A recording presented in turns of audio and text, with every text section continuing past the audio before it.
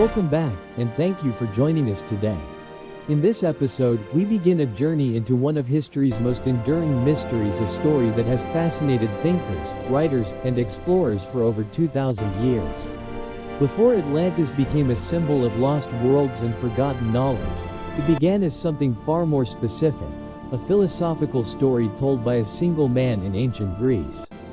Our story starts around 360 BCE, with the Greek philosopher Plato. Atlantis first appears in two of his works, Timaeus and Critias. Unlike myths passed down through generations of poets, Atlantis enters history through a written dialogue. Plato presents the tale as one told to him indirectly, passed from Egyptian priests to the Athenian lawmaker Solon, and then preserved through oral tradition. This framing immediately gives the story a sense of age and origin. In Plato's time, Atlantis was a powerful island civilization located beyond the known world of the ancient Greeks. It was wealthy, organized, and influential, with impressive architecture and a strong naval presence. At its height, Atlantis attempted to expand its power, but moral decline followed success. According to Plato, this imbalance led to its sudden destruction by natural forces, causing the island to disappear beneath the sea. What matters most is not whether Atlantis physically existed, but why Plato chose to tell the story. Plato was deeply concerned with ethics, leadership, and the fate of societies. Atlantis served as a contrast, a warning about what happens when ambition outweighs wisdom. By understanding where the story of Atlantis first appears, we can begin to separate philosophy from legend, and explore how one ancient text shaped centuries of imagination. In the next part, we will look at why this story may have been inspired by real historical events. Plato did not present Atlantis as a historical record in the modern sense. Instead, he used it as a philosophical allegory, a narrative device designed to explore ideas about power, morality, and the ideal society. In Plato's time, storytelling was a common way to communicate complex concepts, especially to audiences who were more accustomed to dialogue and debate than formal academic writing. In Timaeus and Critias, Atlantis functions as a mirror rather than a map. Plato contrasts Atlantis with an idealized version of ancient Athens.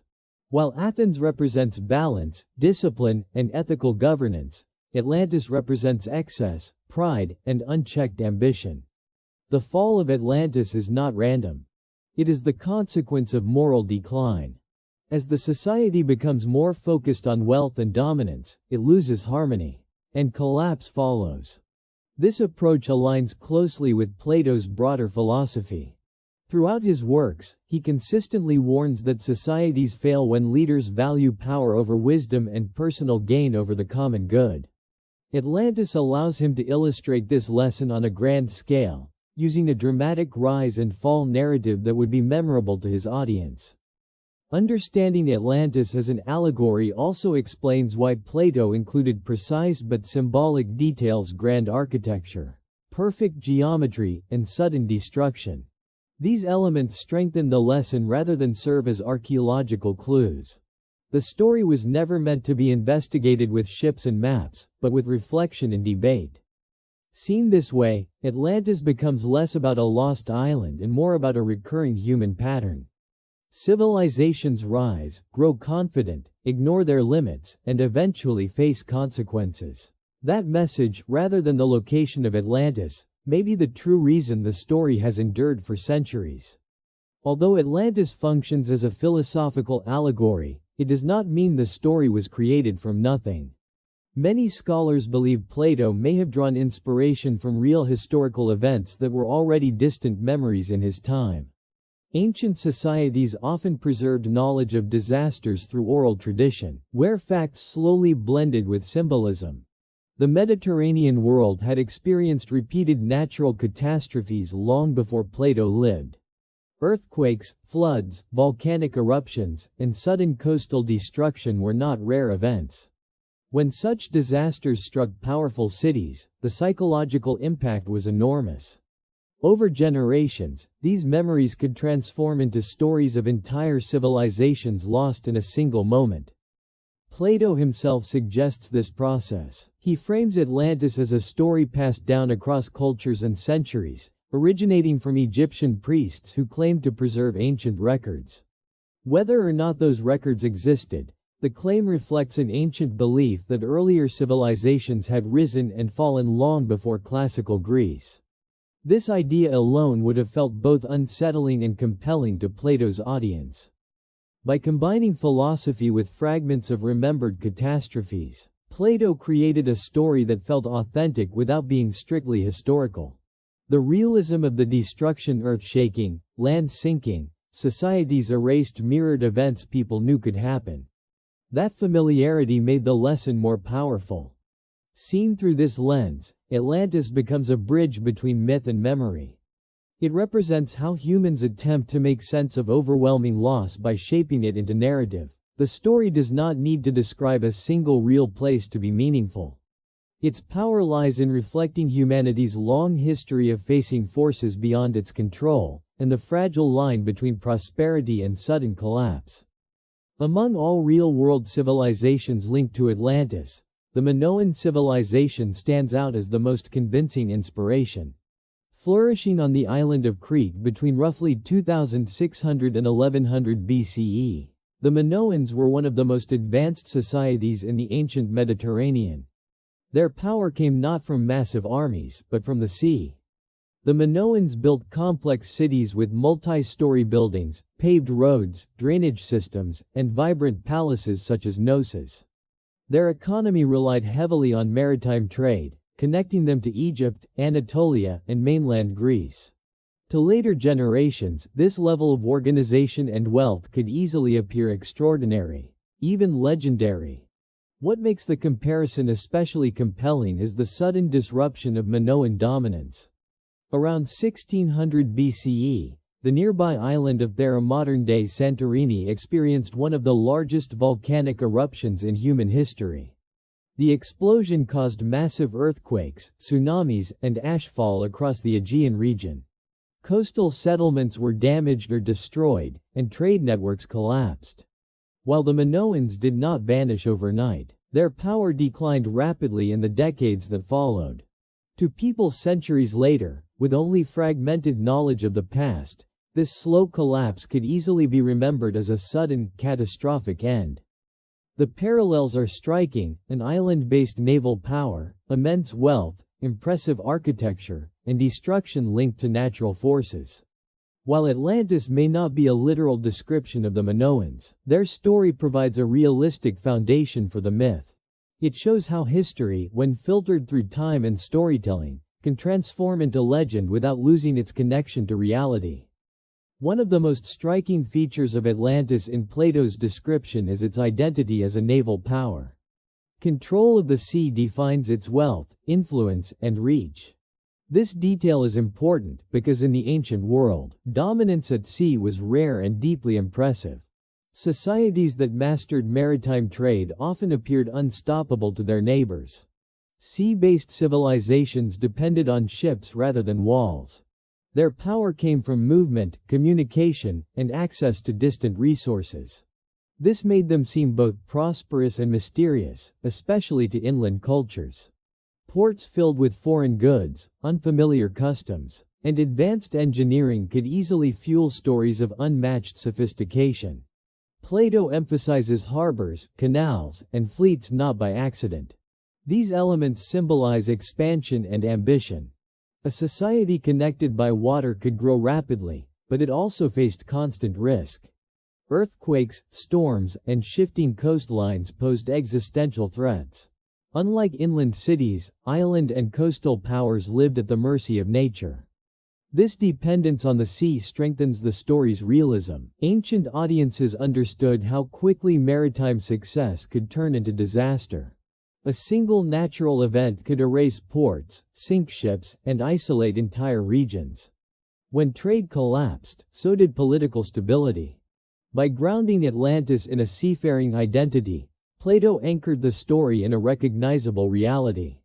The sea represented opportunity and danger in equal measure. It allowed a civilization to rise faster than others, but it also ensured that its fall would be sudden and overwhelming. This balance between power and vulnerability is central to the Atlantis narrative. It reminds us that the same forces that enable greatness can also become the cause of collapse, especially when a society believes it has mastered forces that are, in truth, never fully under human control. The destruction of Atlantis is described as sudden and unstoppable, driven by forces far beyond human control. This element reflects a deep awareness, common in the ancient world, of how fragile even the most powerful societies could be when confronted by nature. Earthquakes, floods, and volcanic events were not abstract dangers. They were lived experiences. Across the Mediterranean, entire cities had been damaged or erased by seismic activity. Coastlines shifted, harbors disappeared, and fertile land turned barren. When such events occurred, they left little time for escape or explanation. Survivors often struggled to understand what had happened, and their accounts, passed down through generations, grew increasingly dramatic.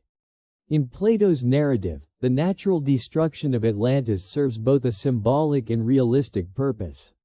Symbolically, it represents balance being restored after moral failure. Realistically, it mirrors the kinds of disasters that ancient people knew all too well. The combination of earthquakes and flooding described in the story closely resembles the effects of major volcanic eruptions in island regions. Importantly, Plato does not portray the catastrophe as an accident alone. It follows a period of excess and loss of restraint. This sequence would have resonated strongly with ancient audiences, who often believed that disorder in human behavior invited disorder in the natural world. By grounding the fall of Atlantis in natural events rather than human warfare, the story gains lasting power. Nature becomes the final authority, immune to wealth or technology. No walls, fleets, or systems can protect a society that ignores its limits. This idea helps explain why Atlantis continues to feel plausible. The forces that destroyed it are the same forces that have reshaped coastlines and ended civilizations throughout history, reminding us that progress does not equal permanence. The story of Atlantis reaches Plato through a long chain of transmission, moving across cultures and centuries. In ancient societies, history was not preserved through documents alone. It lived in oral tradition, shaped by memory, repetition, and reinterpretation. Over time, events were simplified, emphasized, or transformed to preserve meaning rather than precise detail. Disasters were especially likely to survive in this way.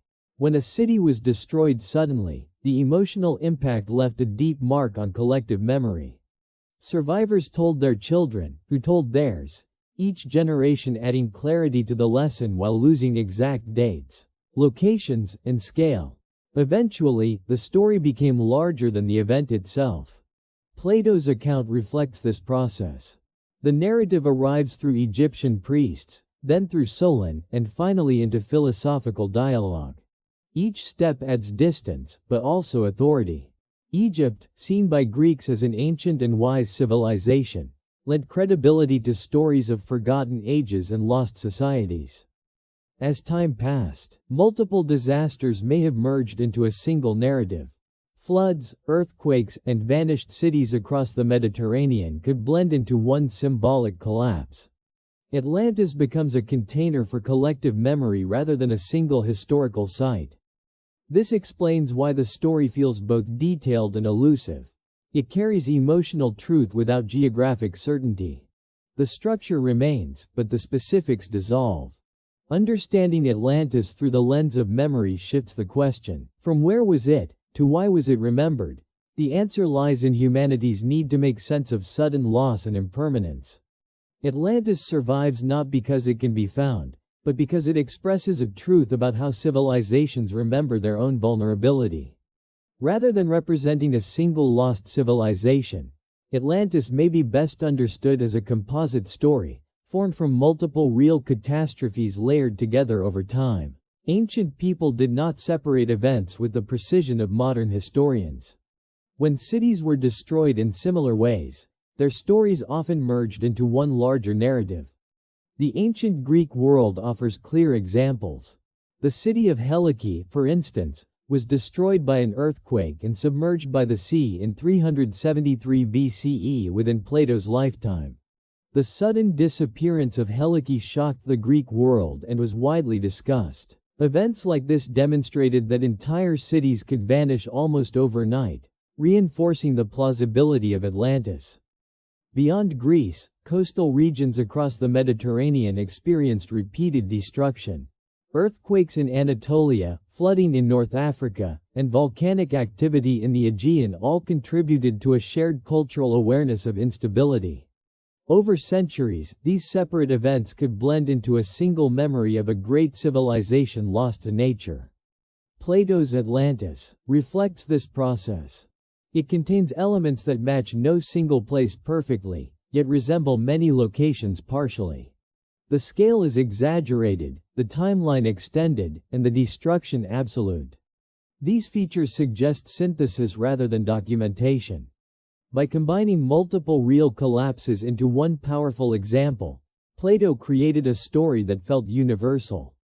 Atlantis was not meant to be identified on a map. It was meant to represent a recurring pattern: human societies rising, overreaching, and facing forces they cannot control. This composite nature explains why Atlantis resists definitive identification. It belongs not to one moment in history, but to many.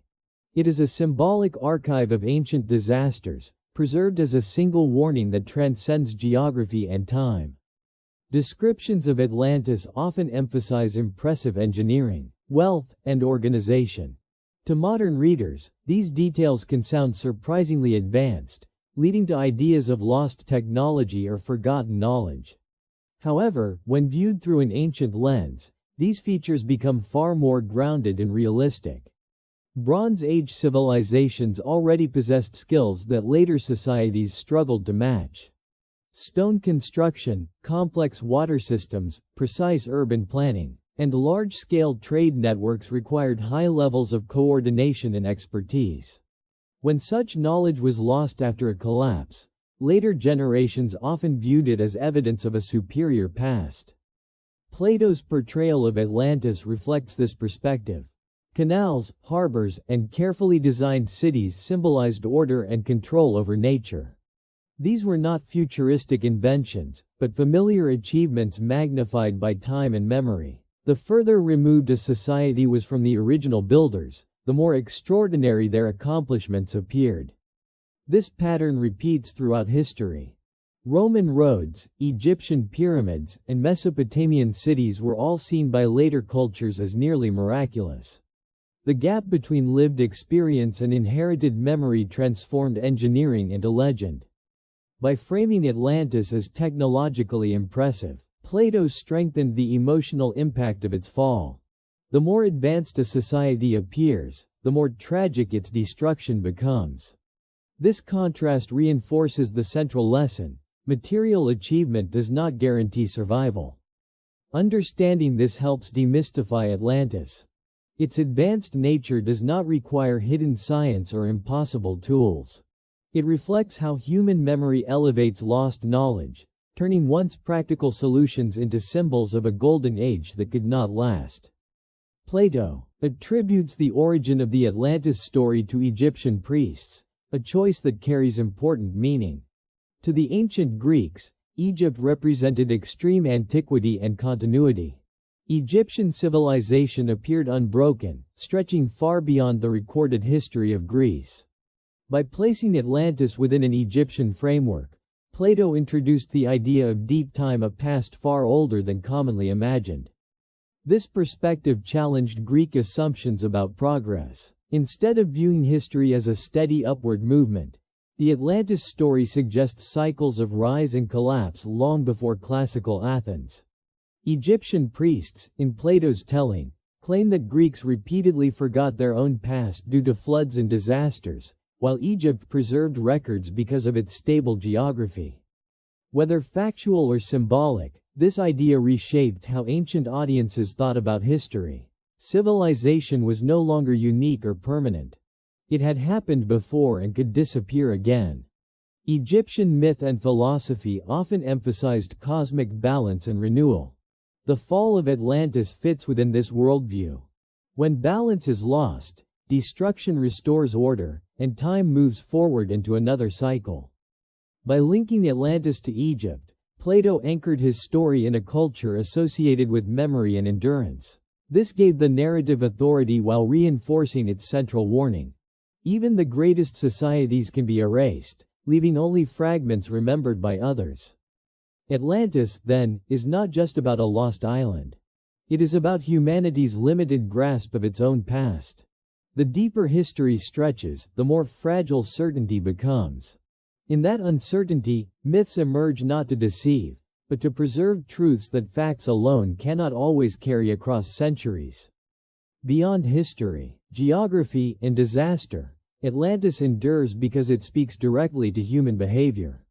Plato presents the fall of Atlantis as the result of moral imbalance, not mere bad luck. As the society grows wealthy and powerful, restraint fades. Ambition replaces responsibility, and dominance becomes more important than harmony.